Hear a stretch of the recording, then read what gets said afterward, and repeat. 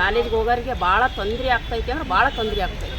ಅವ್ರು ನೋಡಿ ನಮ್ಮ ಮಕ್ಕಳಿಂದ ಇದು ಇಷ್ಟೇ ಕಷ್ಟಪಡ್ಬೇಕಲ್ಲ ಅಂತ ನನಗೆ ಬಸ್ ಸ್ಟ್ಯಾಂಡಲ್ಲಿ ನೋಡಿ ನನಗೆ ಭಾಳ ದುಃಖ ಬಂತು ಸರ್. ನೀವು ಒಂದು ಎರಡನ್ನ ಯಾವುದು ಇದೆಯಾ ಇಂಪಾರ್ಟೆಂಟ್ ಅವನ್ನ ಕೊಟ್ಟು ಉಳಿದಿದ್ದನ್ನು ಅದೇನು ನಿಮ್ಮ ಬರ್ತಕ್ಕಂಥ ಒಂದು ಲಾಭದಲ್ಲಿ ಏನು ಬಸ್ ಸಂಚಾರ ಇರ್ಬೋದು, ಬೇರೆ ಬೇರೆ ಇರ್ಬೋದು, ಅದರಲ್ಲಿ ಅದು ಲಾಭ ತಗೊಂಡು ಆ ಒಂದು ಕಾಮಗಾರಿಗಳನ್ನು ನಡೆಸಿದ್ರೆ ಒಳ್ಳೆಯದು ಅಂತಂದು ಹೇಳ್ಬಿಟ್ಟು ನಮ್ಗೆ ಅದೇ ವೈಫಲ್ಯ ನಮಗೆ. ಇವತ್ತಿನವರೆಗೂ ಯಾವುದೇ ಥರದ ತೊಂದರೆಗಳು ಇಲ್ದಂಗೆ ಇಲ್ಲಿ ಮಠ ಸರ್ಕಾರ ನಡೆಸ್ಕೊಂಬರ್ತಾ ಇದ್ದಾರೆ. ಇದಕ್ಕೆ ನಮಗೆ ಒಳ್ಳೆ ತೃಪ್ತಿಕರವಾಗಿದೆ ಕಾಂಗ್ರೆಸ್ ಸರ್ಕಾರ ಬಂದಿರೋದ್ರೆ. ಅದರಲ್ಲೂ ಮೇನ್ ಎಲ್ಲ ಜನಾಂಗದವರಿಗೂ ಎಲ್ಲ ಜಾತಿ ಧರ್ಮ ಯಾವುದೂ ಲೆಕ್ಕಿಸದೆ ಎಲ್ಲ ಜಾತಿ ಧರ್ಮ ಜನಾಂಗದವರಿಗೂ ಸೇರಿ ಇದನ್ನು ಮಾಡಿದ್ದಾರೆ. ಯಾವುದೇ ಒಂದು ಜಾತಿ ಒಂದು ಧರ್ಮಕ್ಕೆ ಸೀಮಿತ ಮಾಡಿಲ್ಲ. ನಿರುದ್ಯೋಗಿಗಳಿಗೆ ಕೆಲಸ ಕೊಡಬೇಕು, ಕೂಲಿಕಾರರಿಗೆ ಕೆಲಸ ಕೊಡಬೇಕು, ಅವ್ರಿಗೆ ಇವನ್ನೆಲ್ಲ ಗ್ಯಾರಂಟಿ ಕೊಟ್ಕೊಂಡು ಕೆಲಸ ಮಾಡ್ಕೊಂತ ಹೋದರೆ ನಮಗೆ ಸರ್ಕಾರ ಕೊಡ್ತಂಥ ಕೆಲಸ ತೃಪ್ತಿ ಸಿಗುತ್ತೆ ಅಂತ ಹೇಳ್ತೀವಿ. ಏನು ಸಚಿವರುಗಳು ಅಂತ ಏನು ಅದರಲ್ಲ, ಸ್ವಲ್ಪ ಕೆಲಸ ಮಾಡೋದ್ರಲ್ಲಿ ಕೃಷ್ಣ ಬೈರೇಗೌಡರ ಉತ್ತಮವಾಗಿ ಕೆಲಸ ಮಾಡ್ತಾರೆ ಅಂತ ಹೇಳ್ಬೋದು. ಸ್ವಲ್ಪ ಅವ್ರದ್ದು ಕಾನೂನುಗಳು ಚೆನ್ನಾಗಿ ತಿಳ್ಕೊಂಡವ್ರಂತ ನಮ್ಮ ಒಂದು ಇದಿದೆ. ಗ್ಯಾರಂಟಿ ಯೋಜನೆಗಳು ಒಂದು ಕಡೆಗೆ ಬಡವರಿಗೆ ಕೊಡ್ತಾ ಇದ್ದಾರೆ. ಈಗ ಎಲ್ಲದೂ ಬ್ಯಾಲೆನ್ಸ್ ಮಾಡೋಕ್ಕೆ ಹೋದರೆ ಇಲ್ಲಿ ಹಣ ಇದೆಯೋ ಇಲ್ಲೋ ಸರ್ಕಾರದಲ್ಲಿ ನಮ್ಗೆ ಗೊತ್ತಿಲ್ಲ. ಕೇಂದ್ರ ಸರ್ಕಾರ ಕೂಡ ಪಾಲು ಕೊಟ್ಟರೆ ಇವನ್ನೆಲ್ಲ ಫುಲ್ ರೀಚ್ ಮಾಡ್ಬೋದು. ಇಲ್ಲ ಅಂದರೆ ಸಿದ್ದರಾಮಯ್ಯ ಅವರು ದೇವರಾಗಕ್ಕಾಗಲ್ಲ. ದಕ್ಷಿಣ ಕನ್ನಡದಲ್ಲಿ ಸೇರಿದಂತೆ ಕರ್ನಾಟಕದಾದ್ಯಂತ ಇವತ್ತು ಧಾರ್ಮಿಕ ಅಲ್ಪಸಂಖ್ಯಾತ ಸಮುದಾಯವಾದ ಮುಸ್ಲಿಂ ಸಮುದಾಯದ ಮೇಲೆ ಹಲವಾರು ರೀತಿಯ ದೌರ್ಜನ್ಯಗಳು ನಡೀತಾ ಇದೆ. ಆದರೆ ಕೋಮು ಸೌಹಾರ್ದತೆಗಾಗಿ ಏನು ಸರ್ಕಾರ ಕೆಲಸ ಮಾಡ್ತಾ ಇಲ್ಲ. ಗ್ಯಾರಂಟಿ ಯೋಜನೆಗಳನ್ನು ಬೆನ್ನತ್ತಿದೆ. ಬೆಳೆದಿರ್ತಕ್ಕಂಥ ಬೆಳೆಗಳಿಗೆ ಬೆಂಬಲ ಬೆಲೆ ಬೇಕು ಅಂತ ಹೋರಾಡ್ತಾ ಇದ್ದಾರೆ. ಕಾರ್ಮಿಕರು ಇವತ್ತು ಗುತ್ತಿಗೆ ಪದ್ಧತಿ ಅಂತಕ್ಕಂಥದ್ದು ಕಾರ್ಮಿಕರನ್ನು ಕಿತ್ತು ತಿಂತಾ ಇದೆ. ಎಲ್ಲೂ ಕೂಡ ಕಾಯಮತಿ ನೌಕರಿಗಳಿಲ್ಲ. ಒಂದು ಕಡೆ ನೋಡಿದ್ರೆ ಅನುಕೂಲ ಐತ್ರಿ, ಬಡವ್ರ ಬಗ್ಗರಿಗೆ ಅನುಕೂಲ ಐತಿ. ಇನ್ನೊಂದು ಕಡೆ ನೋಡಿದ್ರೆ ಮಕ್ಕಳಿಗೆ ಕಾಲೇಜ್ಗೆ ಹೋಗೋರಿಗೆ ಭಾಳ ತೊಂದರೆ ಆಗ್ತೈತೆ ಅಂದ್ರೆ ಭಾಳ ತೊಂದರೆ ಆಗ್ತೈತೆ. ಅವ್ರು ನೋಡಿ ನಮ್ಮ ಮಕ್ಕಳಿಂದ ಇದು ಇಷ್ಟೇ ಕಷ್ಟಪಡ್ಬೇಕಲ್ಲ ಅಂತ ನನಗೆ ಬಸ್ ಸ್ಟ್ಯಾಂಡಲ್ಲಿ ನೋಡಿ ನನಗೆ ಭಾಳ ದುಃಖ ಬಂತು ಸರ್. ಇದರಿಂದ ಏನಾದ್ರು ಯಾವ ಸರ್ಕಾರನ ಬರಲಿ ಅದು ಉಪಯೋಗ ಯಾವ್ದು ಆಗುತ್ತೆ ಯಾವ್ದು ಆಗಲ್ಲ. ಒಂದು ಕಡೆ ಬೆಲೆ ಏರಿಸ್ತಾರೆ, ಇನ್ನೊಂದು ಕಡೆ ನೋಡಿರಿ ಈಗ ನಾವು ರೈತರ ಮಕ್ಕಳು ರೈತರು ಹೇಳ್ತಾರೆ. ಆದರೂ ಈ ಕೆಲಸಕ್ಕೆ ಸೇರ್ಕೊಂಡು ಏನೋ ಕುಟುಂಬ ನಡೀತೈತಿ ಅಂತ ಸೇರ್ಕೊಂಡದಾವಿ. ಒಂದು ಕಡೆ ನೋಡಿದ್ರೆ ಈಗ ಮಳೆ ಬರ್ತೈತ್ರಿ, ಇರೋದು ಒಂದೊಂದು ಎಕರೆ ಜಮೀನ್ಯಾಗ ಭತ್ತನೂ ಸಿಗ್ತಾಯಿಲ್ಲ, ಹುಲ್ಲು ಸಿಗ್ತಾಯಿಲ್ಲ. ಇದು ರೈತರಿಗೂ ಒಂಥರ ಹೊಡ್ತ ಕೊಡ್ತಾಯಿತ್ತು ಸರ್ಕಾರ. ಈ ಸರ್ಕಾರ ಬಂದು ರೈತರಿಗೂ ಒಂಥರ ಹೊಡ್ತ ಕೊಡ್ತೈತಿ. ಒಂದು ಕಡೆ ಅನುಕೂಲ ಆಕತಿ, ಒಂದು ಕಡೆ ಲಾಸ್ ಆಗ್ತಾರೆ. ಆಶೆಕರ ಗ್ಯಾರಂಟಿಗಳು ಮುಂದುವರಿಲಿ, ಗ್ಯಾರಂಟಿ ಮುಂದುವರಿ ಬೇಡ ಅಂತಲೇ ಬಿಡಲ್ಲ. ಯಾಕಂತಂದರೆ ಗೃಹಲಕ್ಷ್ಮಿ ಮುಂದುವರಿಲಿ, ಆಮೇಲೆ ಏನು ಅಕ್ಕಿದೆಲ್ಲ ಮುಂದುವರಿಲಿ. ಆಮೇಲೆ ಏನು ಗೊತ್ತಾ, ಇವೆಲ್ಲವೂ ನಾವು ಸಂಚಾರ ಮಾಡ್ತಾ ಇದ್ದೀವಿ, ಬಸ್ಗಳೆಲ್ಲ ಮಾಡ್ತೀವಿ, ಎಲ್ಲ ಉಚಿತ ಅಂತಂದು ಹೇಳ್ಬಿಟ್ಟು ಹೆಣ್ಮಕ್ಳು ಭಾಳ ಇದು ಮಾಡ್ತಾರೆ. ಸರ್ಕಾರಕ್ಕೆ ಲಾಭ ಆಗೋಂಥ ಒಂದು ಇದನ್ನು ಈಗ ಇಲ್ಲಿ ಉಚಿತ ಅಂತ ಮಾಡಿದರೆ ಈಗ ಏನು ಕಾಮಗಾರಿಗಳು ನಡೀತಾ ಇಲ್ಲ ಗ್ರಾಮಗಳಲ್ಲಾಗಲಿ, ಆಮೇಲೆ ಸಿಟಿಗಳಲ್ಲಾಗಲಿ ಯಾವ ಕಾಮಗಾರಿಗಳು ನಡೀತಾ ಇಲ್ಲ. ಅವೆಲ್ಲಕ್ಕೂ ಬೇಕು ಅಂತಂದರೆ ಇವನು ಒಂದು ಎರಡನ್ನ ಕಟ್ ಮಾಡಿಬಿಟ್ಟು ಈ ಕಾಮಗಾರಿಗಳಿಗೆ ಅದನ್ನು ಬಂದಿರ್ತಕ್ಕಂಥ ಲಾಭನ ಅದಕ್ಕೆ ತಗೊಂಡು ಸರ್ಕಾರ ಮಾಡಿದರೆ ಒಳ್ಳೆಯದು ಅಂತ ನನ್ನ ಅಭಿಪ್ರಾಯ. ನೀವು ಒಂದು ಎರಡನ್ನ ಯಾವುದು ಇದೆಯಾ ಇಂಪಾರ್ಟೆಂಟ್ ಅವನ್ನ ಕೊಟ್ಟು ಉಳಿದಿದ್ದನ್ನು ಅದೇನು ನಿಮ್ಮ ಬರ್ತಕ್ಕಂಥ ಒಂದು ಲಾಭದಲ್ಲಿ ಏನು ಬಸ್ ಸಂಚಾರ ಇರ್ಬೋದು, ಬೇರೆ ಬೇರೆ ಇರ್ಬೋದು, ಅದರಲ್ಲಿ ಅದು ಲಾಭ ತಗೊಂಡು ಆ ಒಂದು ಕಾಮಗಾರಿಗಳನ್ನು ನಡೆಸಿದರೆ ಒಳ್ಳೆಯದು ಅಂತಂದು ಹೇಳ್ಬಿಟ್ಟು ನಮ್ಗೆ ಅದೇ ವೈಫಲ್ಯ ನಮಗೆ.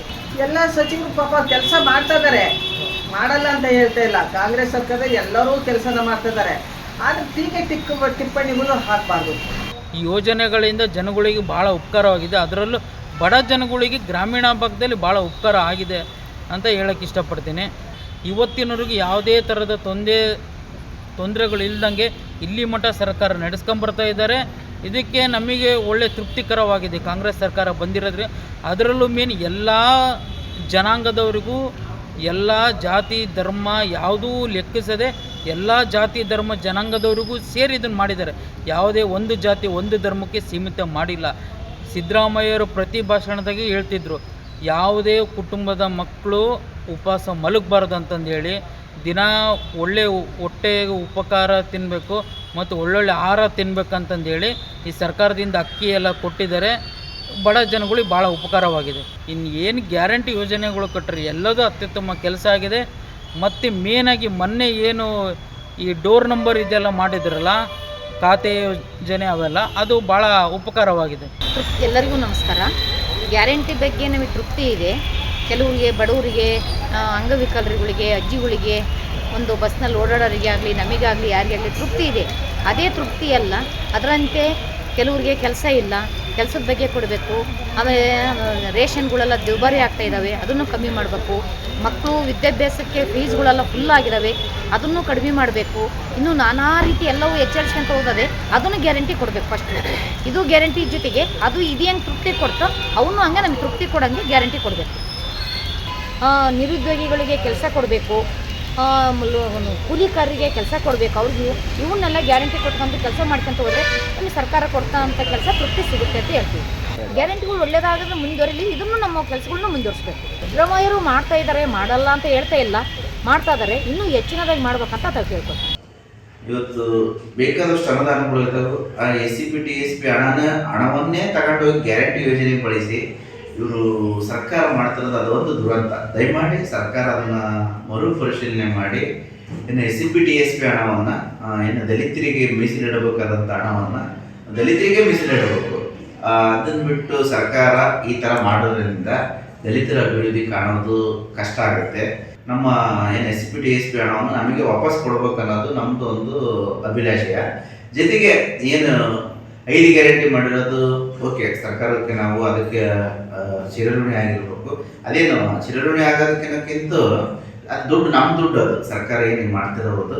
ಈ ಬಸ್ನಾಗ ಮಹಿಳೆಯರೇನು ಓಡಾಡ್ತಿದಾರೆ ಅದು ಅದೇನಾಯ್ತಲ್ಲ, ಮಹಿಳೆಯರಿಗೆ ಪ್ರಾತಿನಿಧ್ಯ ಕೊಟ್ಟಿರೋದು, ಮಹಿಳೆಯರಿಗಾಗಿ ನೀಡಿರೋದಂಥದ್ದು ಅದು ಎಕ್ಸಲೆಂಟ್. ಈ ಏನು ಇಡೀ ರಾಜ್ಯದ ಅಭಿವೃದ್ಧಿ ಕೂಡ ಯಾಕೋ ಕಾಣ್ತಾ ಇಲ್ಲ. ಅಂದರೆ ಇವೆಲ್ಲ ಅಮೌಂಟ್ ಎಲ್ಲ ನೀವು ಗ್ಯಾರಂಟಿ ಯೋಜನೆ ಬಳಸಿದರೆ ಅಭಿವೃದ್ಧಿ ಹೆಂಗೆ ಕಾಣಿಸೋಕ್ಕೆ ಸಾಧ್ಯ ಆಗುತ್ತೆ? ಇವತ್ತು ಯಾವುದೇ ಅಭಿವೃದ್ಧಿಗಳು ಕಾಣ್ತಾ ಇಲ್ಲ, 5 ಗ್ಯಾರಂಟಿಗಳು ಅಷ್ಟೇ ಕಾಣ್ತದ್ದು. ಜೊತೆಗೆ ಅಭಿವೃದ್ಧಿನೂ ಕೂಡ ಆಗ್ಬೇಕು ಅನ್ನೋದು ನಮ್ಮದು ಒಂದು ಅಭಿಲಾಷೆ. ಜೊತೆಗೆ ಏನು ಸಚಿವರುಗಳು ಅಂತ ಏನು ಅದಾರಲ್ಲ, ಸ್ವಲ್ಪ ಕೆಲಸ ಮಾಡೋದ್ರಲ್ಲಿ ಕೃಷ್ಣ ಬೈರೇಗೌಡರ ಉತ್ತಮವಾಗಿ ಕೆಲಸ ಮಾಡ್ತಾರಂತ ಹೇಳ್ಬೋದು. ಸ್ವಲ್ಪ ಅವ್ರದ್ದು ಕಾನೂನುಗಳು ಚೆನ್ನಾಗಿ ತಿಳ್ಕೊಂಡವ್ರಂತ ನಮ್ಮ ಒಂದು ಇದಿದೆ. ಜೊತೆಗೆ ಏನು ಆಹಾರ ಸಚಿವರಾದಂಥ KH ಮುನಿಯಪ್ಪ ಅವರು ಕೂಡ ಒಳ್ಳೆ ಕೆಲಸ ಮಾಡ್ತಿದ್ದಾರೆ. ಕೆಲವೊಂದು ಸಚಿವರುಗಳು ಚೆನ್ನಾಗಿ ಕೆಲಸ ಮಾಡ್ತಾರೆ, ಕೆಲವೊಂದು ಸಚಿವರುಗಳು ಯಾರು ಕೆಲಸ ಸರಿಯಾಗಿ ಮಾಡ್ತಾರೆ ಅನ್ನೋದು ಕೂಡ ನಮಗೆ ಒಂದಿದೆ.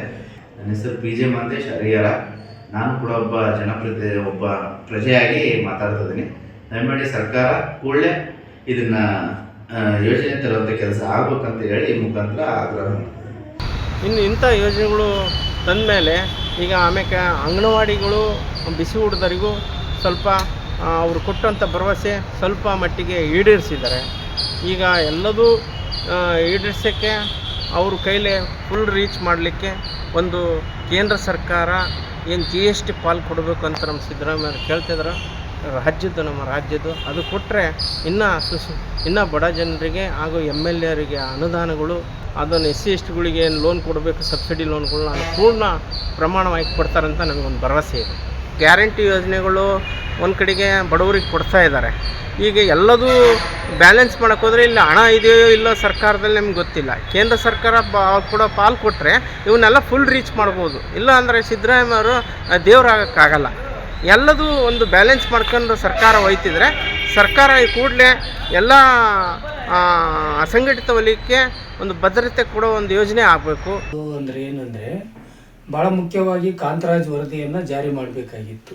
ಬಟ್ ಇವತ್ತಿಗೂ ಸಹ ಸಿದ್ದರಾಮಯ್ಯನವರು ಕರ್ನಾಟಕದ ಮೇಲ್ವರ್ಗಗಳು ಆದಂಥ ಒಕ್ಕಲಿಗರು ಮತ್ತು ಲಿಂಗಾಯತರು ಅಥವಾ ಬ್ರಾಹ್ಮಣರು ಇತರೆ ಜನಾಂಗದ ಮುಖಂಡರ ಮಾತು ಕೇಳಿ ಭಯ ಪಡ್ತಾ ಇದ್ದಾರೆ. ಅದನ್ನು ಖಂಡಿತ ಕಾಂತರಾಜ್ ವರದಿಯನ್ನು ಜಾರಿ ಮಾಡಬೇಕು. ಹಾಗೆ ಇನ್ನು ಬಹುದೊಡ್ಡ ಇದು ವೈಫಲ್ಯಗಳೆಂದರೆ ಈಗ ಸೆಂಟ್ರಲಲ್ಲಿ ಕೇಂದ್ರ ಸರ್ಕಾರ ಕಾರ್ಮಿಕ ಕಾನೂನು ಇರಲಿ ಅಥವಾ ಮುಖ್ಯವಾಗಿ ಕೃಷಿ ಕಾಯ್ದೆಗಳನ್ನು ವಾಪಸ್ ತಗೊಂಡಿದೆ.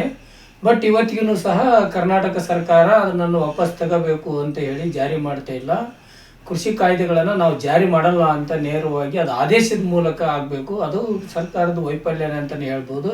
2 ವರ್ಷದಲ್ಲಿ ಮಾಡೋಕ್ಕೆ ಸಾಧ್ಯ ಇತ್ತು. ಭಾಳ ಮುಖ್ಯವಾಗಿ ಇನ್ನು ಮಾಬ್ ಲಿಂಚಿಂಗ್ ಏನು ನಡೀತಾ ಇದೆ ದಕ್ಷಿಣ ಕನ್ನಡದಲ್ಲಿ ಸೇರಿದಂತೆ ಕರ್ನಾಟಕದಾದ್ಯಂತ ಇವತ್ತು ಧಾರ್ಮಿಕ ಅಲ್ಪಸಂಖ್ಯಾತ ಸಮುದಾಯವಾದ ಮುಸ್ಲಿಂ ಸಮುದಾಯದ ಮೇಲೆ ಹಲವಾರು ರೀತಿಯ ದೌರ್ಜನ್ಯಗಳು ನಡೀತಾ ಇದೆ. ಆದರೆ ಕೋಮು ಸೌಹಾರ್ದತೆಗಾಗಿ ಏನು ಸರ್ಕಾರ ಕೆಲಸ ಮಾಡ್ತಾ ಇಲ್ಲ, ಗ್ಯಾರಂಟಿ ಯೋಜನೆಗಳನ್ನು ಬೆನ್ನತ್ತಿದೆ. ಆದರೆ ಕೋಮು ಗಲಿಭೆಗಳು ಆಗ್ತಕ್ಕಂಥದ್ದನ್ನು ನಿಜವಾಗಲೂ ಸರ್ಕಾರ ತಡೆಗಟ್ಟಬೇಕಂದ್ರೆ ಅದಕ್ಕೆ ಬಲವಾದ ಒಂದು ಕಾನೂನು ವ್ಯವಸ್ಥೆಯನ್ನು ಸಹ ಮಾಡಬೇಕಾಗುತ್ತೆ. ಇದು ಸರ್ಕಾರದ ವೈಫಲ್ಯ. ಮತ್ತು ಭಾಳ ಮುಖ್ಯವಾಗಿ ಬರೀ ಗ್ಯಾರಂಟಿ ಮತ್ತು ಸಿದ್ದರಾಮಯ್ಯ ಅವರ ಹೆಸರು ಕೇಳಿ ಬರ್ತಾ ಇದೆ ವಿನಃ 2 ವರ್ಷದಿಂದ ಯಾವ ಸಚಿವರು ಸಹ ಅತ್ಯುತ್ತಮವಾಗಿ ಕೆಲಸ ಮಾಡ್ತಕ್ಕಂಥವ್ರಿಲ್ಲ. ಉದಾಹರಣೆ ಆರೋಗ್ಯ ಮಂತ್ರಿಗಳು ಕರ್ನಾಟಕದಲ್ಲಿ ಏನು ಮಾಡ್ತಾ ಇದ್ದಾರೆ ಇವತ್ತಿಗೂ ಯಾರಿಗೂ ಗೊತ್ತಿಲ್ಲ. ಜನಸಾಮಾನ್ಯರಿಗಂತೂ ಗೊತ್ತೇ ಇಲ್ಲ ಇವರು ಆರೋಗ್ಯ ಮಂತ್ರಿ ಇದ್ದಾರಾ ಅಥವಾ ಏನು ಇವರೇನಾ ಅಂತ ಹೇಳಿ. ಯಾಕಂದರೆ ಇಡೀ ಕರ್ನಾಟಕದಲ್ಲಿ ಇವತ್ತು PPP ಮಾಡಲಲ್ಲಿ ಖಾಸಗೀಕರಣ ಮಾಡ್ತಾ ಇದ್ದಾರೆ ಜಿಲ್ಲಾ ಆಸ್ಪತ್ರೆಗಳನ್ನು. ಅದ್ರ ಬಗ್ಗೆ ಏನು ನಿಲುವಿದೆ ಸರ್ಕಾರದ್ದು? ನಾವು ಇವತ್ತು ಆರೋಗ್ಯದ ಹಕ್ಕು ಕಾಯ್ದೆಯಾಗಿ ಬರಬೇಕಂತವೆ. ಅಂಥ ಸಂದರ್ಭದಲ್ಲಿ ಇವತ್ತು ಸರ್ಕಾರ PPP ಮಾಡಲ್ ಮಾಡ್ತಾ ಇದೆ. ಹಲವಾರು ಸಚಿವರು, ಕೆಲವೊಬ್ಬರು ಸಚಿವರು ಖಂಡಿತ ಒಳ್ಳೆ ಕೆಲಸ ಮಾಡ್ತಾ ಇದ್ದಾರೆ, ಮಾಡ್ತಾ ಇಲ್ಲ ಅಂತಲ್ಲ.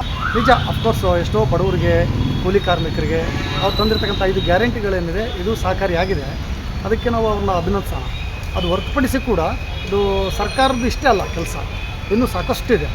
ಇವರು ಈ ಕಡೆ ಗ್ಯಾರಂಟಿಗಳನ್ನು ಮಾಡಿ ಇನ್ನೊಂದು ಕಡೆ ನಿರುದ್ಯೋಗ ಸಮಸ್ಯೆ ಹಂಗೆ ಇದೆ, ಶಿಕ್ಷಣ ಆರೋಗ್ಯದ ದುಬಾರಿ ಆಗ್ತಾ ಇರೋದು ಅದು ಹಂಗೆ ಇದೆ.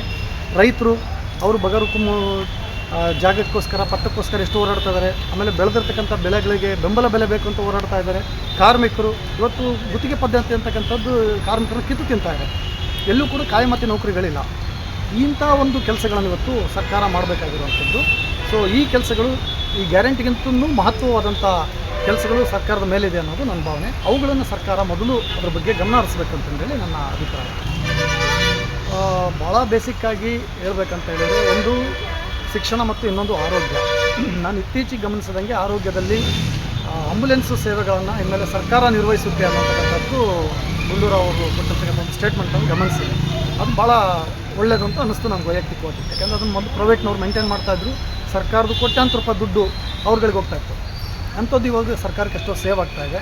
ಆಮೇಲೆ ಬೇರೆ ಬೇರೆ ಜಾಬ್ಗಳನ್ನು ತುಂಬಿಕೊಳ್ಳುವಂಥದ್ದು ಇದೆಲ್ಲದೂ ಕೂಡ ಮಾಡ್ತಾ ಇರೋದ್ರಿಂದ ಆರೋಗ್ಯ ಇಲಾಖೆ ಮತ್ತು ಶಿಕ್ಷಣದ್ದು ಇನ್ನೂ ಸುಧಾರಿಸಬೇಕು. ಸೊ ಆರೋಗ್ಯ ಇಲಾಖೆ, ಆರೋಗ್ಯ ಮಂತ್ರಿಗಳದ್ದು ಬೆಸ್ಟ್ ಅಂತ ನನಗೆ ಅನಿಸ್ತಾರೆ. ಸೊ ಸರ್ಕಾರದ ವೈಫಲ್ಯ ಅಂತ ಕೇಳಿದ್ರೆ ನನಗೆ ಭಾಳ ಪ್ರಮುಖವಾಗಿ ಕಂಡುಬರೋದು ಶಿಕ್ಷಣ ಕ್ಷೇತ್ರ. ಪ್ರಾಥಮಿಕ ಶಿಕ್ಷಣ ಅಂತ ತೊಗೊಂಡ್ರೆ ಇವತ್ತು ಸರ್ಕಾರ ಸುಮಾರು 6300ಕ್ಕಿಂತ ಹೆಚ್ಚು ಸರ್ಕಾರಿ ಶಾಲೆಗಳನ್ನ ಮುಚ್ಚುವಂಥ ಪ್ರಯತ್ನ ಮಾಡ್ತಾಯಿದೆ. ಭಾಳ ಇದು ಅಮಾನವೀಯವಾಗಿರ್ತಕ್ಕಂಥದ್ದು.